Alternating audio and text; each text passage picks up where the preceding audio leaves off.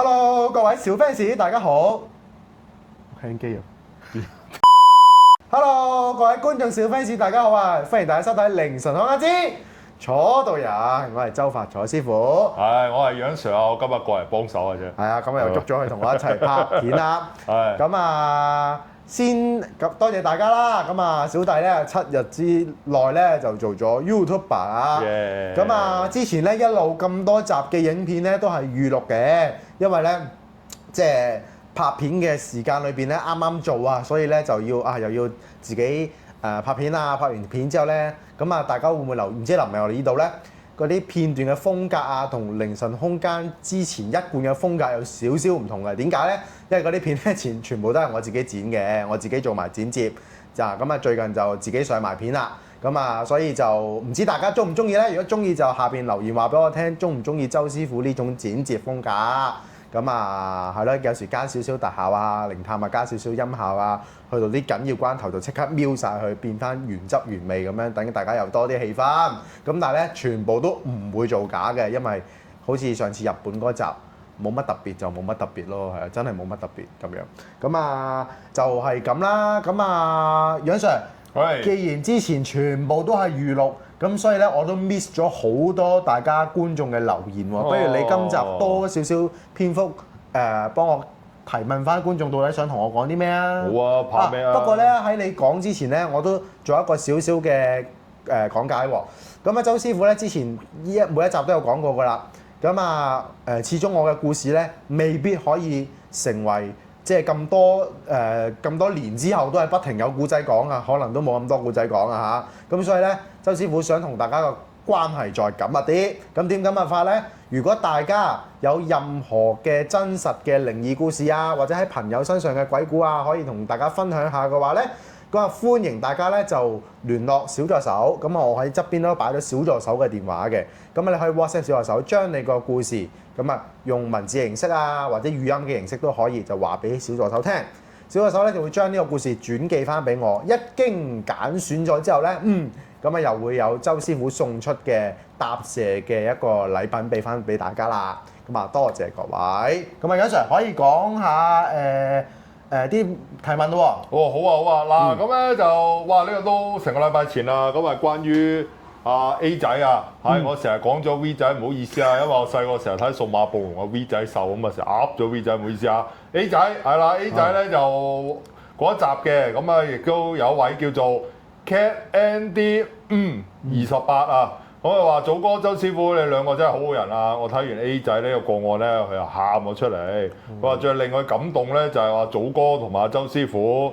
咁啊，尤其係祖哥咁啊，幫阿 A 仔咧就揾工作，咁啊都希望 A 仔早日咧就揾到嘢做，回復翻個正常生活。係，咁啊多謝呢位觀眾啦。咁啊其實真心講嘅，即係我哋除咗係做古靈精怪嘅玄學節目之外咧，我哋都想為社會帶嚟一啲貢獻，係啦。咁好似 A 仔呢個故事咁樣，咁佢其實只係俾鬼搞。咁但係我見到，一個家庭其實一個爸爸佢都係一個經濟支柱，咁佢要有一個正常嘅收入，佢先能夠維係佢正常嘅生活。咁加上佢係少數族裔啦，可能比較難揾工作啦。咁可能我哋都想用我哋一點嘅綿力，可以幫到幾多得幾多。咁呢個大家都有目共睹。咁啊希望將我哋呢個凌晨空間嘅正能量一路發放出去，感染晒所有大家嘅觀眾。好啊，係啦。咁啊，第二個問題啊，咁啊，請問啊，周師傅寫符揾小助手嗎？其實好多人咧都好中意揾我寫符嘅，點解咧？即係又係要賣花賺下花香先。咁啊，因為小弟咧就有去學下書法嘅，咁啊點解咧？點解學書法咧？其實就係，有時啲符有冇力？未必個個都 feel 到㗎嘛，係啊，咁啊張符又唔會起火，突然間風起火又唔會嘅，咁點樣去俾大家有多啲信心咧？咁啊睇下師傅手字啦，咁樣每一道符咧，同佢廟嗰啲符有少少分別嘅，因為我哋門派嘅符咧，全部咧每一個師傅咧都係親手寫，去灌翻師傅嘅力量靈氣入去啦，令到條符再有嗰個能量啦，再喺師公壇前去加持啦，咁所以咧。既然係牽涉到咁多手工嘅步驟，就應該要寫靚呢條符，咁所以我就去學書法寫符啦。咁啊，咩符其實我哋六壬呢個門派咧都好多符可以共請嘅，有人緣啦，有招財啦，開鋪頭嘅有旺店符啦，跟住有啲係身體健康啲又有啦，譬如去考試、去面試見工，想更加容易成功又有啦，招下人緣啊、桃花啊、棘啦卡啦，咁樣你諗到都有㗎啦。好似水晶咁我覺得。因為六壬係符籙派啊嘛，咁所以佢好多時行法嘅時候咧，除咗驅邪之外咧，一啲牽涉到人類慾望嘅符章亦都好多嘅，係啦，咁所以就大家諗到有啲咩符想唔知師傅有冇喎，都可以問下小助手，咁有相關嘅符咧，我哋可以即係配搭俾大家嘅。咁有兩種版本嘅，一款咧就正常嘅寫符啦，咁可能要俾大家化食啊，甚至燒啊，咁都有嘅。另一種咧就係擺設。即係藝術擺設，好似我之前送嗰款咁咧。咁如果大家想擺道符喺屋企鎮宅嘅，或者擺喺鋪頭招財嘅，咁我哋可以轉一個零式，用個靚嘅架去入住，咁亦都得嘅。係啦，咁到時揾小助手啦。好。下一個。跟住仲有個坤 NAILAM1229啊，咁啲符係咪永久都唔可以搣落嚟㗎？OK， 呢個問題咧問得非常之好啊！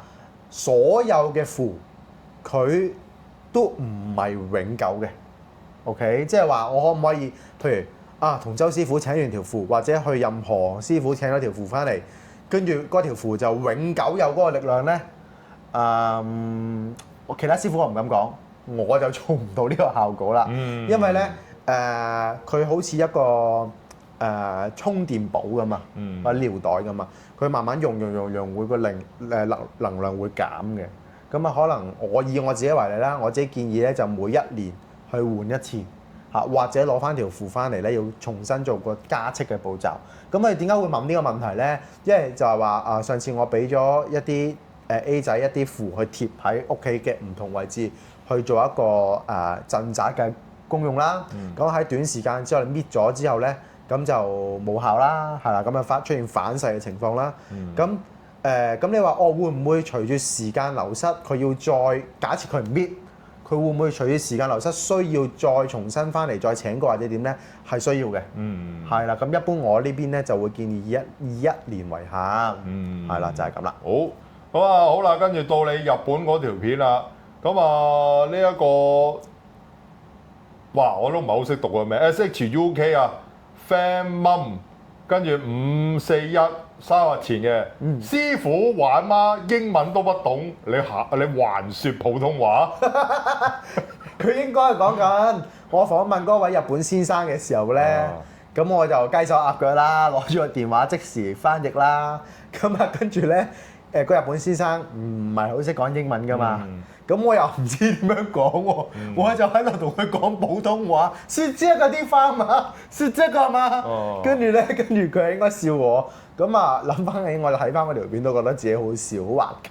嗱，講個我所知嘅嘢啦，去日本旅行咧，以前我都有問過人話，因為楊 Sir 就去過一次嘅啫，因為我本身完全唔識日文嘅。咁我都會問下去日本嗰啲，咁我記得有人教我就話，喂，去日本咧，其實你唔識講日文講英文咧係冇所謂嘅，你識講普通話得㗎。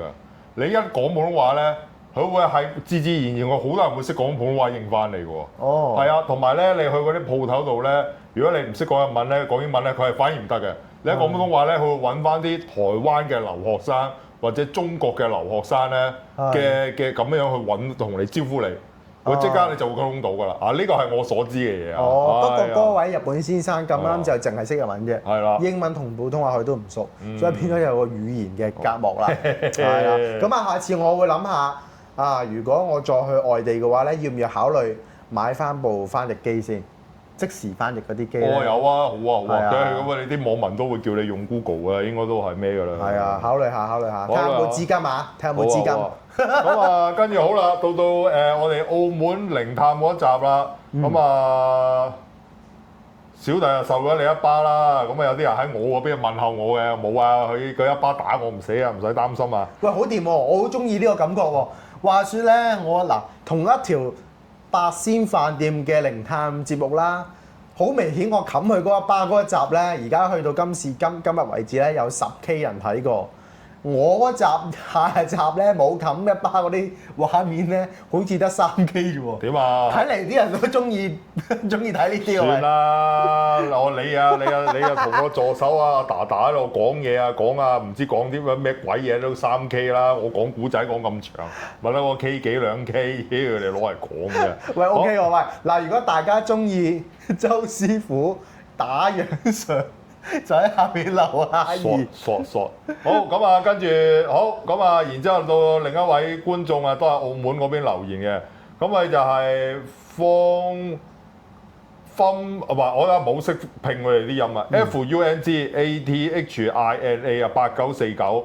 既然啊開咗眼睇到啲靈體，點解唔形容一下佢哋個模樣係點咧？佢係咪？即係你開眼啊嘛！即係佢係其實問你嘅，你答下。模樣係點啊？其實嗱嗰陣時咧，楊 Sir 都有講過，我咧睇到靈體咧咁耐以嚟咧，真係清清楚楚見到幾隻嘢咧，有人形咧，可能即係嗰個相係點咧？我細嗰陣時有某啲時候見到，而家學咗法之外咧，咁呢個西式法術睇嗰啲咧，咁耐都係波波同埋有啲邪惡啲，又波波有隻眼咯。咁啊，當時我見到你咩咧？當時我咪數咗成10個8個嘅，咁啊，其實都係一啲好大嚿嘅浮影咯，就未算係有人形存在。我哋知有好多企咗喺度咯，即係譬如我眼見睇啊，我眼見睇其實睇唔到佢係男定係女啊。我係嗰3分鐘咧就得，因為嗰3分鐘係另一招法術嚟嘅。嗰3分鐘之後我就好睇得清楚側邊嗰啲人係點。咁如果我就咁樣開眼睇咧，佢只係一個大型嘅浮動不規則嘅圓形咯。即係你當咧有啲音樂機咧，咪喺度喐嗰時，咪有啲嗰啲一行行嗰啲跳下嗰啲咁嘅音樂機咁嘅，即係嗰啲波紋嘅，類似係咁樣咯。即係我只能夠咁樣表達俾你。真係用咗個法之後咧，行咗去另外一邊啦，望到咧就係勁多僆仔啦，勁多老人家啦。後生嘅都有嘅，但都係好，佢哋啲衣着都係好舊時代嘅衣着嚟嘅，即係又咪話去到清朝嗰陣時啊？總之都係我諗上一代再老啲嗰啲咯，即係你見到係嗰啲格仔衫啊，嗰啲紗褲啊，跟住然之後啲僆仔又係短衫短褲，有啲又冇着衫咁咯。嗰時嗰一刻你未刮我之前嗰一刻，你就睇得清楚啲啦。咁啊，但係一出上翻嚟咧，我就睇唔到啊！冇辦法，我個技術限制於咁樣，冇計啊！就講得唔係咁清楚俾大家聽。希望大家中意我呢種描述啊！我確實真係睇到啲波波同埋浮下嘅嘢嘅啫。係啦，就係咁多啦。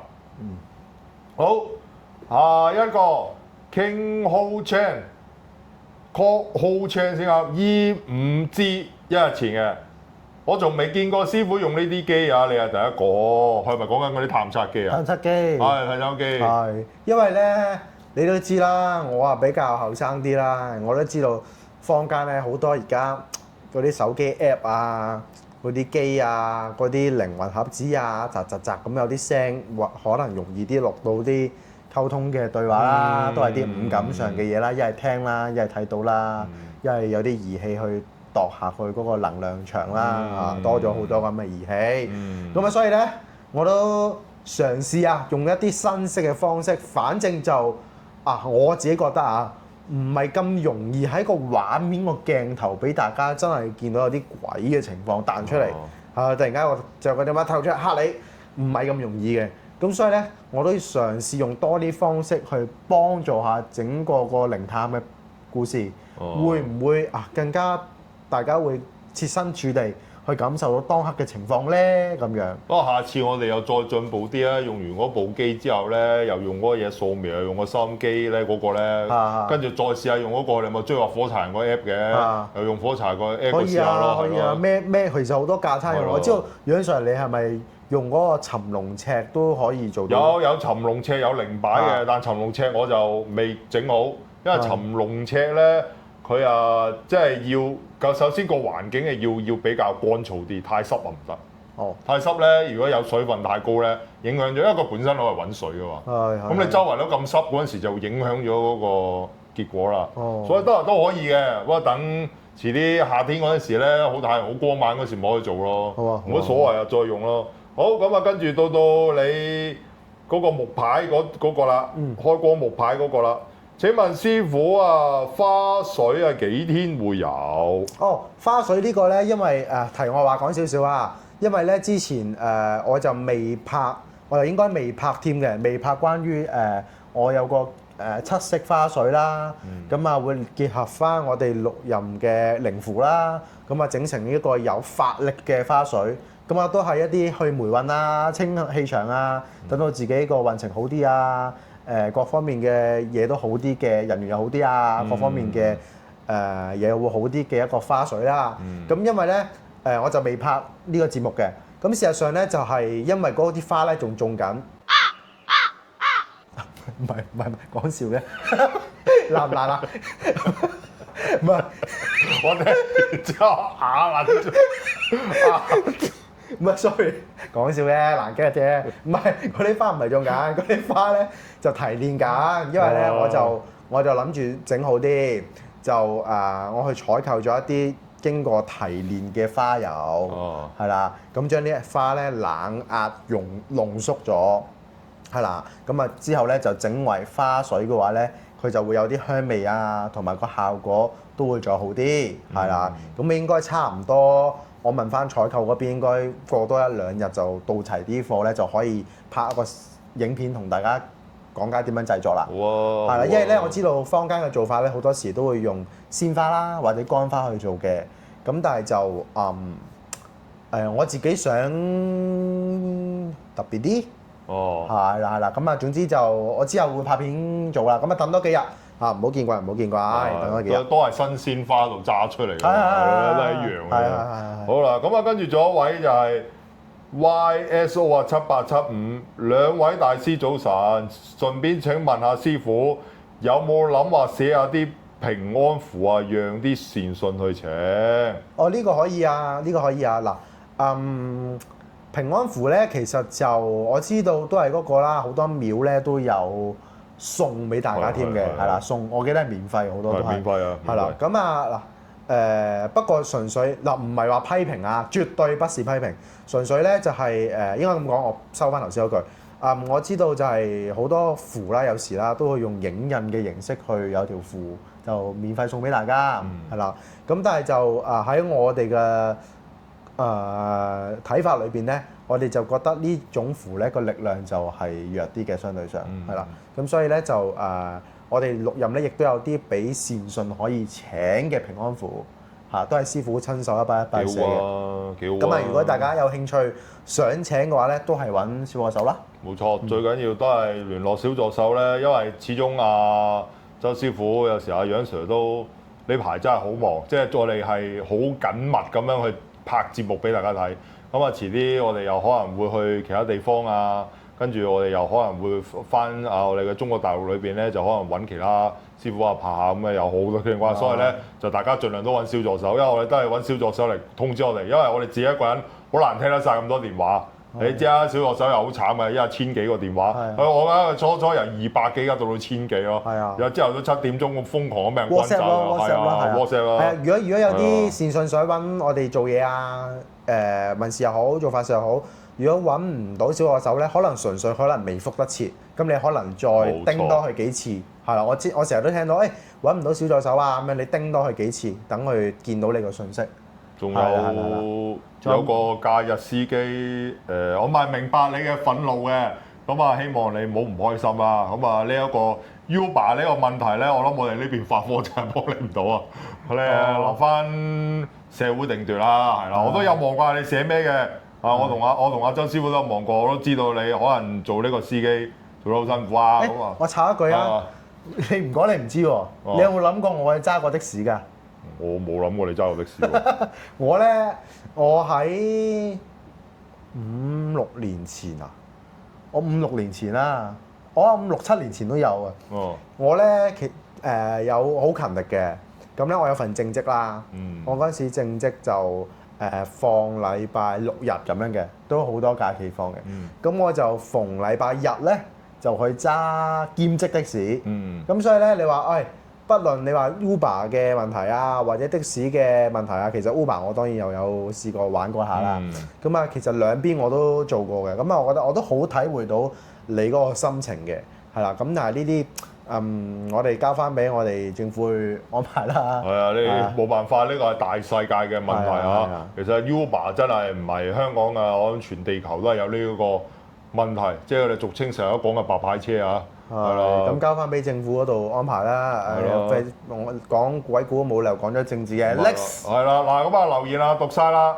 咁啊點啊？你有啲咩要講翻俾大家聽啊？講嗰個鬼故啦，好嘛？講鬼故啦。係，大家都最中意聽鬼故而家。咁點啊？你講啦，係咪又要我串你啊？呢個嘢咧，呢個而家我要講依個嘢啊！呢個嘢未做師傅嗰陣時咧，未做 YouTuber 咧出嚟同我講，你講咩鬼送花？咁喺度笑，跟住我就同佢講，我睇你做 YouTuber 嗰時候，我睇你有幾多古仔講。嗱，而家10幾日啦，我而家開始叫做咩啊？江郎才盡啊！開始噏唔出啦！我仲有大把啊，咩真㗎全部。請講。冇咩鬼送花嗰啲嘅。係啊，請講。點解鬼送棵花俾你喎？我唔講，唔評論啦。不過你嗰啲又係真嘅，好似係唔係你親身經歷㗎嘛？唔係，我嗰啲咧係因為嗱，首先我嗰陣時做嘢咧，其實分開咗3代人，我係尾代末代，我算係末代。點解會稱自己末代咧？因為我之後就成個制度改晒。咁啊，所以之前有嘅嘢咧，就真係前人即係啲長輩啊、啲經理啊、Walkman 啊、ABN 講落嚟，以前發生過咁嘅事。有啲有文字記錄，個有排版啊嘛，話知道個病係咁。有啲人冇，因為不正常嘅一定要揞。而家我講出嚟咧。我都係嗰句啦，大家都係信咪信，唔信咪唔信，冇問題㗎。我講古仔啫嘛。OK。我講啊，講故事啊。你講。好啦，咁先講一個我未成為師傅之前，我幫一個善信驅鬼嘅經歷啦嚇。之前我都好似講過幾個唔同嘅未做師傅之前嘅鬼幫善信驅鬼經過嘅，咁呢個又係另一個新嘅。咁話說咧，我喺未做師傅之前咧，其實都有一啲朋友啦，知道我學法啦，咁跟住之後就用即係可能喺朋友圈啊圈子裏邊啊，咁去話俾其他朋友聽，我有識咗咁嘅朋友仔喎，有啲咩事咧就可以揾我去幫手啦。咁咧我搭上搭啦，咁識到一個都幾有錢嘅家庭，咁佢係住喺九龍塘嘅，係啦，咁於是乎咧，咁佢就佢係做佢正職好似係做啲銷售類嘅工作，係啦，咁可能要成日用到電話啊，去到幫佢同啲客去 call call 啊，去接觸啦，咁佢就想我寫一條嘅嗰啲招財啊人緣符俾佢。咁我寫完俾佢之後咧，如是者就就問下佢啦。收完條符之後點啊？啲生意有冇好啲啊？咁原來咧佢話都係差唔多啦，都有好轉嘅咁樣。因為我都係隔咗唔夠1個禮拜就問啦。佢話我再觀察下先啦。咁不過咧佢就話咗俾我聽，原來佢爹哋咧就係學法嘅。佢爹哋好似係一啲我唔記得係直情係師傅級啊，定係一啲比較高階嘅。弟子嚟㗎啦，好似係茅山嗰邊嘅，茅山嗰邊嘅。咁跟住佢就將我啲符就俾佢爹哋去驗證下啦，咁睇下呢個師傅寫啲符得唔得咧咁樣。咁我哋就覆翻我，不過唔使驚啦，我俾咗爹哋去睇咗啦，你啲符有力啊咁所以我以為話你 cheap 添。呢個真嘅，佢真係咁樣講，佢真係咁講，因為逢係去到呢啲關口，其實我哋都有少少壓力㗎，即係我人就係咁啦，呢啲睇唔到、摸唔到、聽唔到嘅位咧，你總係會對自己有質疑嘅，呢個係我成日抱住呢個心態，總係要留翻少少質疑自己嘅地方，係用嚟做咩咧？俾自己進步。冇錯。係啦，咁佢又講咗，原來佢爸爸話呢條符都 OK 啊，所以佢就唔擔心，咁我就即刻問佢咩咧？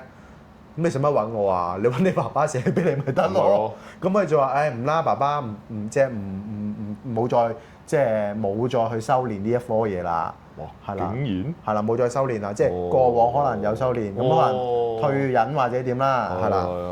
咁佢就冇再修練，就唔叫爸爸做啦，咁揾我哋做。咁啊，於是乎就如是者又隔咗好幾個月啦，我哋冇聯絡好幾個月。咁突然間咧有一晚咧，佢就好急咁打俾我。佢話：師傅，好似佢唔知我嗰陣時未落山嘅，佢都係統稱叫為師傅。佢話：師傅，大鑊啦！我屋企有鬼啊！咁咧就問佢咩有鬼啊？跟住佢就同我講，佢話咧個故事就係咁嘅。佢當日咧就一家人揸架私家車，咁啊經過呢個唔記得邊座大橋啦，唔知青馬定係汀九啦。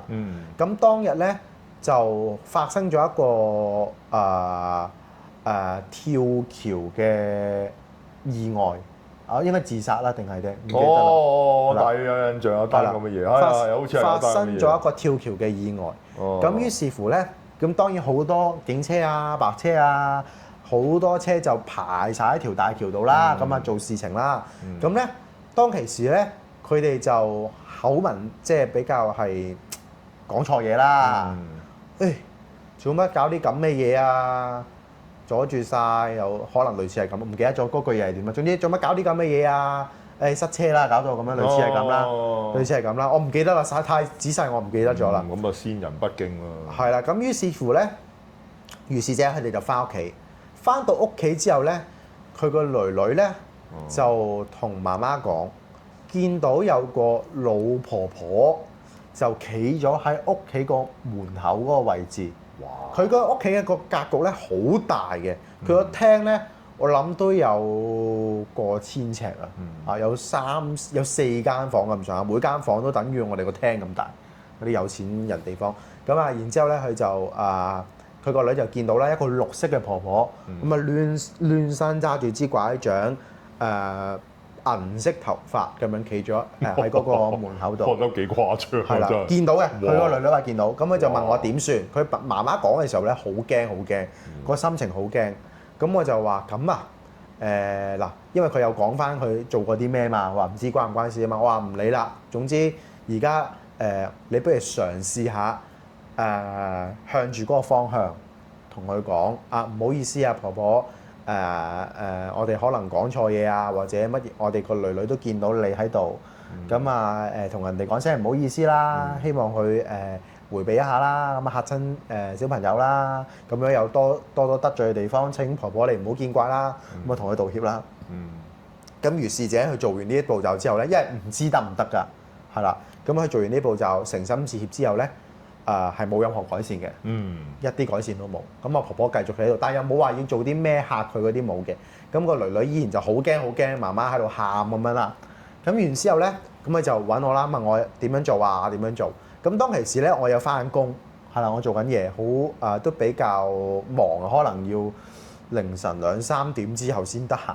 咁我就話：喂，不如我問下個師兄，叫個師兄過嚟幫你處理啦，咁樣好唔好啦？咁但係咧，我先就話好攰，太夜啦。咁嗰時好似11、12點，咁佢就話唔去啦。咁我就問佢：你可唔可以等到個2、3點啊？如果你真係要我嚟嘅話，咁佢就話好啦，叫我快啲嚟啦。咁一路咧，每隔15分鐘佢打俾我：師傅你到未啊？師傅你到未啊？好驚啊！即係佢陷入呢個瘋狂嘅狀態㗎啦。咁然之後咧，與此同時，最諗唔到嘅地方，你知唔知係咩啊？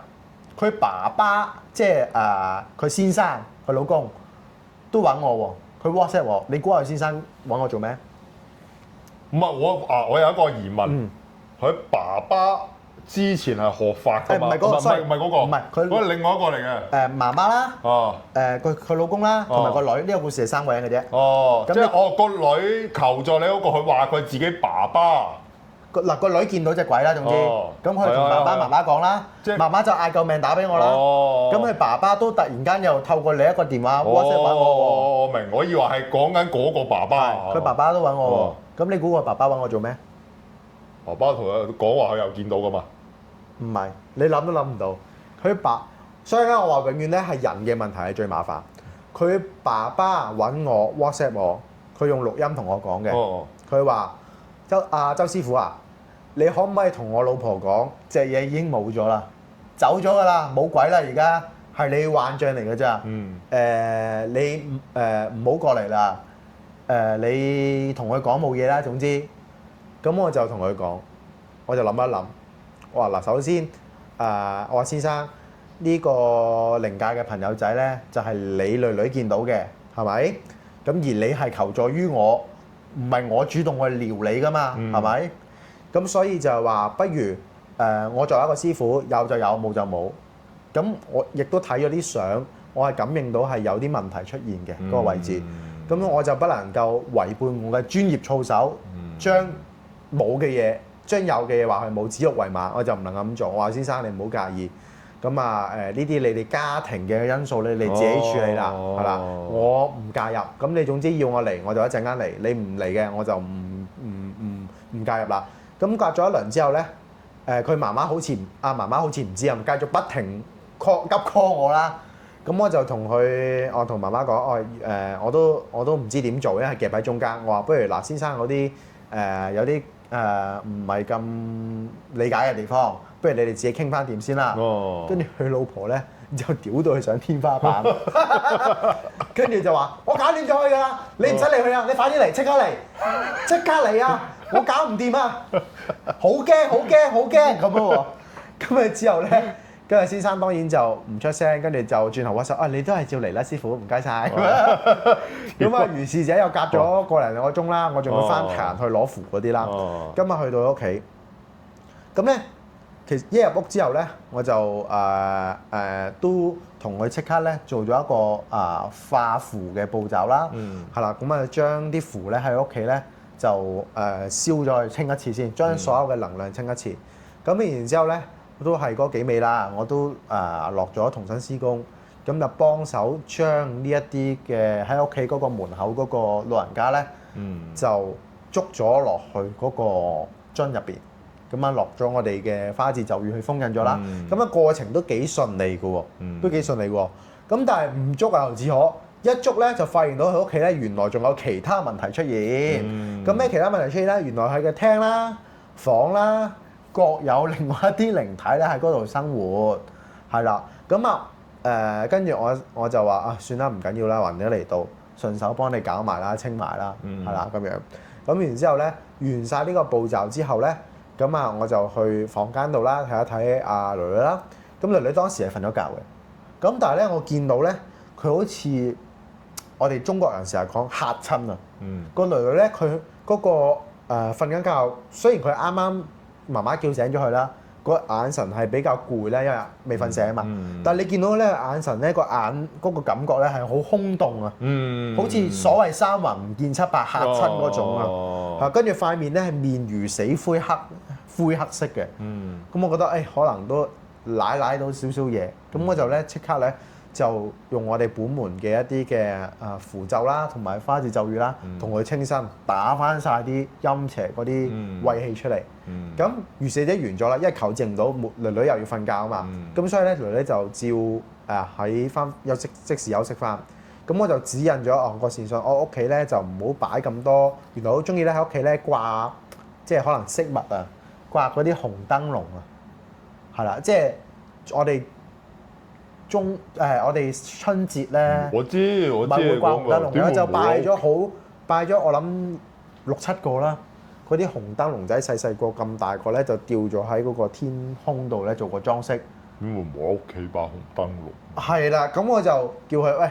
你不如就收走佢啦，呢啲都係幾好奇怪。係啦，有啲唔係咁好嘅，我覺得都可能招陰嘅，或者都睇落去個觀感都好唔舒服嘅。係我叫佢整走佢啦咁樣。咁於是者一日之後，第二日咧我就問翻媽媽，我話點啊？尋日嗰個驅邪清屋嘅法事 O 唔 OK 啊？成唔成功啊？囡囡仲有冇見到啊？咁媽媽就直接覆咗我，搞掂啦，冇事啦。囡囡話第二朝起身都見唔到啦，咁我就放下心頭大石啦，起碼知道原來我又搞得掂嘅喎，咁所以我就都幾開心嘅，即係起碼幫到一個小朋友啦，又幫到一個家庭啦，免除佢哋嗰一刻嗰個心情啦。因為你諗下，突然間3更半夜凌晨12點定1點，跟住個女你個女啊，即係咁講啊，你個女同你講：爸爸屋企有鬼啊！但係你唔識法術喎，你記住喎，你撇開你係魔法師嘅身份先，你唔識法術嘅喎，咁你嗰刻你保護囡囡嘅心態就出嚟啦，你就想揾方法幫佢啦。咁但係你話哦，就算你話用中國傳統文化偏方嗰啲搽日腳啊嗰啲，咁你點啊？醫治鋪都唔開啦咁夜，咁你可以點咧？你明唔明我嘅心情啊？我明啊。咁所以嗰刻中其實佢哋好需要有一個人去幫佢。咁其實嗰個心情我係好理解。我理解，即係你啱啱又學咗知道呢樣嘢，我幫到人，幫得到梗係盡量幫㗎啦。係。即係你令我諗起一個小故事啊！我插口講一句啊，唔想打斷你講故仔。我女真係有試過咁樣喎。係咩？咁你估下嗱，嗰陣時我哋用咩方法做啊？即刻要做，即刻做。你我又 call 你唔到啦嗰陣時。你又瞓晒覺，大家都我又做唔到其他太多嘅嘢，你估我嗰陣時做？唔係啊，你西式都有嗰啲驅邪㗎。但係咧嗰陣時我用一個最快嘅方法。係咩啊？嗰陣時咧，我問我女，我話咧喺邊度嚇你？我嚇佢，佢有怪獸，我喺邊度嚇佢。咁啊，跟住我老婆又係咁樣做，我自己係咁做嘅。咁啊，我講粗口？唔係，我問佢喺邊度，因為咧嗱聽咧，你知我聽有西坦㗎嘛，咁我又冇謂聽喎。佢一係又喺個廁所，一係喺個廚房。咁我女又話：嗰度怪有驚啊震啊，開始笠住佢，之後佢知真係到啦嘛。咁啊，跟住我嗰陣時候就係點咧？我話唔使驚，我話爸爸而家咧幫你抌佢落街，係啦。咁我咧即刻點咧？就用我龐大嘅身軀，一嘢咧就前衝直衝埋去，話佢有嗰個位嗰度，係啦，直衝一嘢撞埋去。好，跟住我話爸爸撞散咗佢啦，咁啊，跟住然之後我女咧就真係再睇下又冇。嗰個，但係咧嗱，雖然好無稽呢個講法，但係確實又咁樣又真係嚇得走喎。我女話即刻就鎮定翻，我話：哦係啊，佢爸爸撞埋去，佢跟住咧，佢就話佢好似一嚿嘢咁分開咗咁咯，即係撞散咗佢話真係。咁啊，跟住佢就話佢由喺嗰個廁所嗰個窗口度走咗出去啦。佢咁樣講啦。原來咁都得㗎喎，即係你唔驚就得㗎啦，原來。咁樣講啦，我哋中式咧都成日都講咩3把火啦，咁啊講粗口鬧嘅時候咧，嗰啲火啊更加旺盛啊嘛，咁一縫咁樣，咁啊啲靈體就會驚啦。其實就可以試一試嘅。係咯，即係當時你冇辦法嘅時候，你只可以咁做啦。你乜都唔識。咁又漏夜，咁揾邊個求救咧？係啊，咁你唔通夜晚又揸本聖經度念咩？唉，我真係冇咁心機去念嘅，得嘅，我冇咁心機念嘅。咁啊，照做咗個動作，好似又得，咁啊得咯。即係我嗰陣時我就咁咯。因為我唔係喺屋企嗰陣時，我老婆都係用呢招，咁撞埋去，撞散佢，咁啊好啊手。係啦，咁咯。好啊，咁啊，今集差唔多啦，去到呢度啦。係咯，講到咧又講古仔，又睇下佢下集有咩古仔講啊。你咪講咯！啲人話自己好叻㗎嘛，我睇下佢做咗幾多集。喂，我咧嗱，串我同你講清楚先，我咧頻道多元化嘅，除咗講下故事啊，坐喺度講故事之外咧，我仲會同人試下去靈探啦，有時揾阿 Dada 啊，揾下小助手，我嘅小助手陪我啦。咁啊，有時會訪問下啲師傅啦，仲有大把節目，唔係就係講古仔。我點同咧？我人生歷練多幾廿年咁多嘅，我話俾你聽啊，就曬我講晒啊，嗰10年啊，醫管管理局入邊啊，我自己嗰啲古仔啊，我仲有我自己細個嗰啲啦，我出嚟做其他工嗰啲啊，大把撞邪撞鬼未講過。呢個台我啊，唔好出聲啦。好啦，咁啊。多謝大家收睇《凌晨空間之楚道人》啦，我係周發仔師傅。咁啊，每日都會暫時都係啦，每日都會7點鐘就會上片嘅。咁大家記得多多支持，記得訂閱、撳個鐘仔、留言，所有嘅留言咧我都會親自睇嘅。咁啊，如果有需要想共請任何嘅嘢啊，都係揾小助手啦。最後就係如果你有啲任何真實嘅靈異鬼故啊、故事啊，想同大家咁多位觀眾分享嘅話咧，請聯絡小助手，一經揀中咧都會有小禮物送翻俾大家嘅。多謝晒咁多位，多謝晒。